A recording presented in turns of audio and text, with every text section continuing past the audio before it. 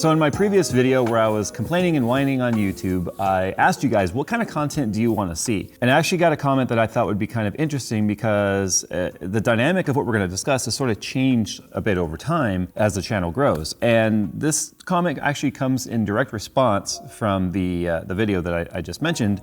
It's a rather long comment. He kind of gave some feedback, and in the stuff he'd like to see, he said, and because it's a two-way street in my reference to working with the brands and working with the viewers and all that. He says, let me start by saying I'd love to see how you guys work. You get GPUs and CPUs and RAM and other cool hardware and software. And he goes on to say he'd like to know what the relationship is like in that sort of dynamic. So today we're gonna talk about what it was like when I was a small channel and what it's like today.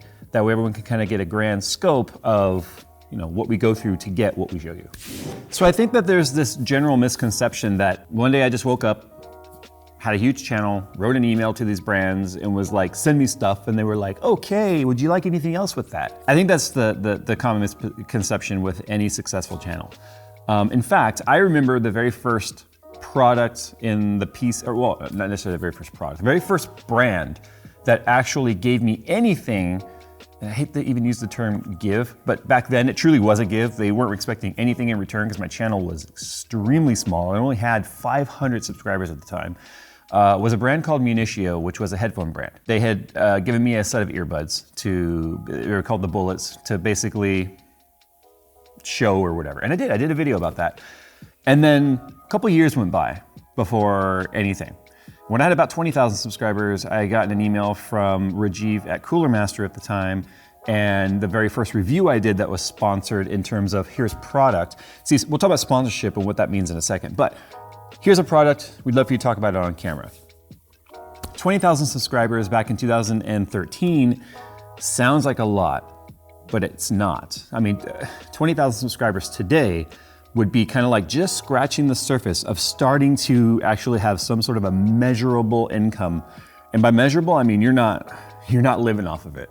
You might be able to buy yourself a game every month or something like that with the kind of revenue 20,000 subscribers could potentially generate. But that was Cooler Master and it was their JetFlow fan. Past that, I mean, we'd gotten some cases and things like that. But remember, we're talking small ticket items. We're talking about $15, $20 fan at the time. We're talking about $50 case. I mean, these are things that most people that are into tech are probably gonna either be buying and doing video about themselves because they're gonna use it in a build. So it's like, I have the thing, I might as well do a video about it while I have it, I have to buy it anyway, which is the way I recommend all of you start, by the way. I get these people all the time, this little side rant, that go, hey, I'm starting a YouTube channel, how do I get brands to sponsor me? Well, you do the work first, then they sponsor you. It's not the other way around. They're not gonna sponsor you because you want to make a channel. I had one brand, and I'm not gonna use the name because we actually have a decent relationship today, but I had one brand tell me once when I was small, when I actually requested sponsorship, and they were like, not to be rude, but why would I send and spend money? Because remember, any product they send comes out of their advertising budget. It is money to them. It might be a graphics card, it might be a case, it might be something, but it's money coming out of a budget. That is the transaction for their side. But they said, why would I spend money to send you something when I can yell out the window and hit more people? It was harsh, but it was true. They're not gonna give you something out of the goodness of their hearts. It's business. But I do remember the first graphics card I received was actually from a brand that you might have heard of, MSI. It was the R9 270. So if that doesn't date it, that's the first generation of the Hawaii core, and that goes way back. I believe 2013. The second graphics card I ever received, I remember I'd reached out to EVGA, Jacob specifically, and I said, hey, can I get a 780 Ti? And he was like, how about a 750? And now the reason for that, and this is where we get into the relationship part and how these deals work. If they don't know me, and I know them, I know the brand, you know the brands, but the brands don't know you as a content creator. And if you're newer, and you've not worked with them before, they don't know if you're the kind of person that's gonna take the product and never deliver.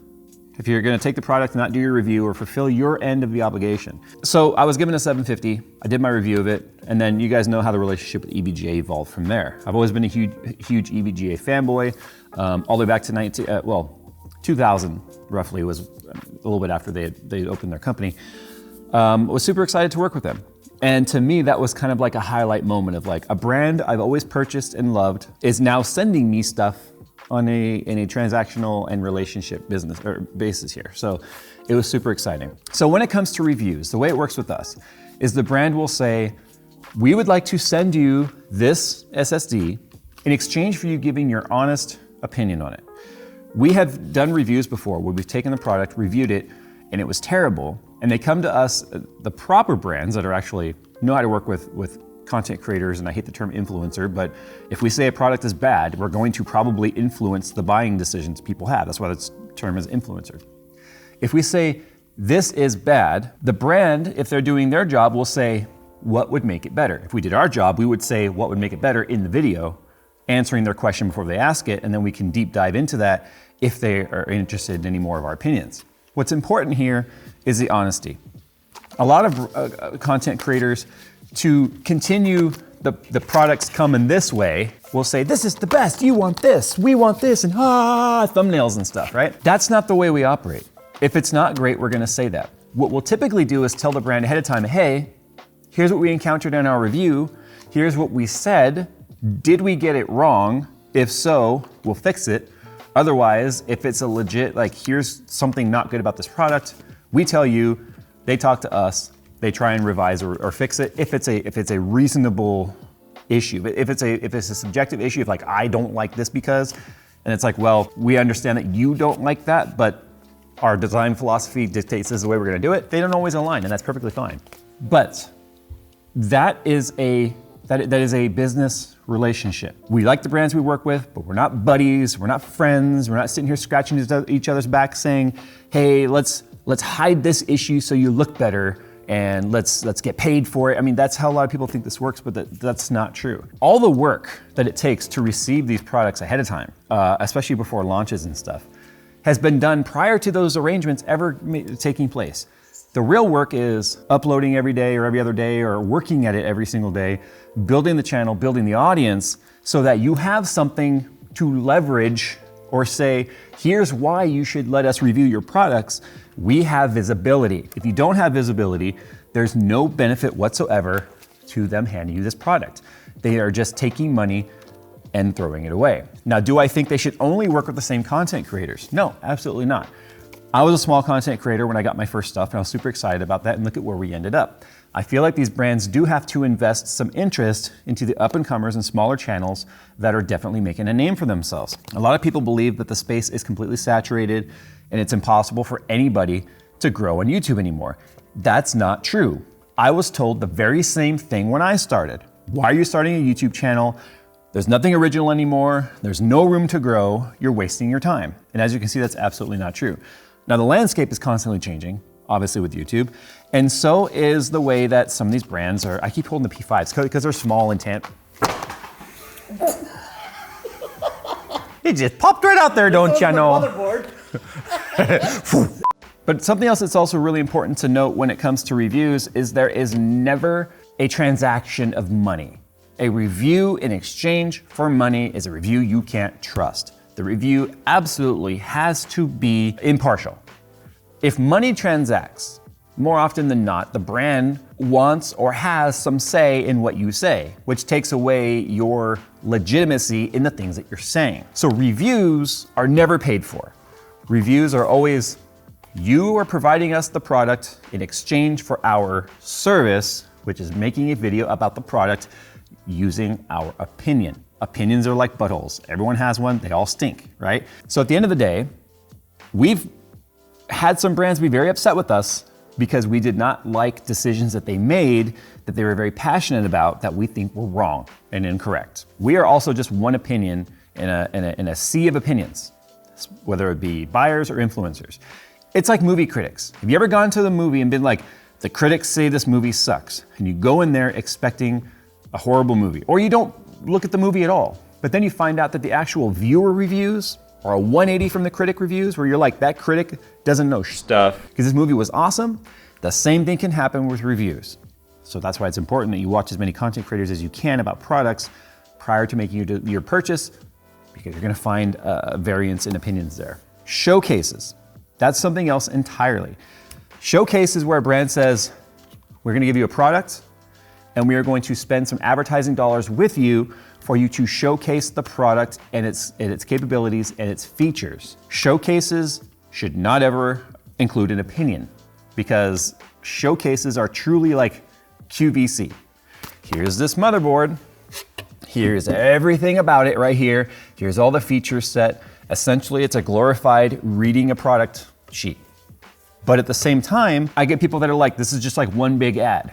Well, technically any video you watch is an ad for something. Even if it's not an ad, it's an ad because for you, you're seeing something, and if you're learning any information about it, that could be, conceived, or not conceived, but received as an ad. It's subjective what you consider as advertising, showcasing, whatever it may be. But you know as well as I do, if you go into a store and you're interested in buying something, you're gonna pick up the box and you're gonna start looking at it. You're gonna start reading what the box has to say, and you're gonna go online and you're gonna see what people are saying about the product. So you're gonna find either reviews, you'll look up, is the Maximus Extreme good? Or you're gonna look up Maximus Extreme features. You're featuring a product or you're reviewing a product. They're two very different things. That kind of stuff right there is something that we as a channel don't do a lot of, but we do every now and then if we think the product is cool. I love to show products that are cool. I still have a passion for this, and I wanna go, this is some cool stuff. I wanna show it to you, and I'm gonna do that. And as a business, if we can do that and have a transactional relationship with a brand that enables us to keep the studio lights on, the employees paid, the insurance is paid, we can't pay our bills with graphics cards and SSDs. Money has to transact there. But we'll always be forthcoming and upfront if something is sponsored in that aspect, because you'll always see at the bottom of our video when it starts, sponsored by yada, yada, yada. That's important. It's important to disclose that because it's the law. And then of course there's the pre-roll ads, which are just little 20 or 30 second, sometimes a minute baked in ad to really kind of combat the ad block users. But our ads at least are targeted. Well, I mean, let's face it, ad block, right? You watch a video about PC and you get an ad about toothbrushes. I mean, sure, we all have teeth, but it's not relevant at the moment. So if we're showing you PC related stuff, you might actually find it somewhat interesting. But when it comes to the parts for like the custom builds and stuff, when we ask for something like, hey, we're doing a build, can we get something in return for that? Like, hey, let's say Corsair, for instance. Hey, I'm doing a build, can I get a 7000X? Sure, here you go. That's a two-way street. I'm doing the build. I'll reach out to brands I'm interested in product from because I like the product. They'll send the product because for them, it's visibility on our channel. Remember, visibility is a two-way street. Small creators are promised exposure, and by the way, never take exposure as payment. That's not payment. Any brand that promises you exposure because they're gonna retweet you on their 1 million Twitter platform, that's not gonna convert into subs and views, okay? Just tell them thanks, no thanks. But second of all, our channel, once it's, and your channel, if it's large enough or is large enough already, will expose the brand to new potential buyers, which is exactly why there's that transaction.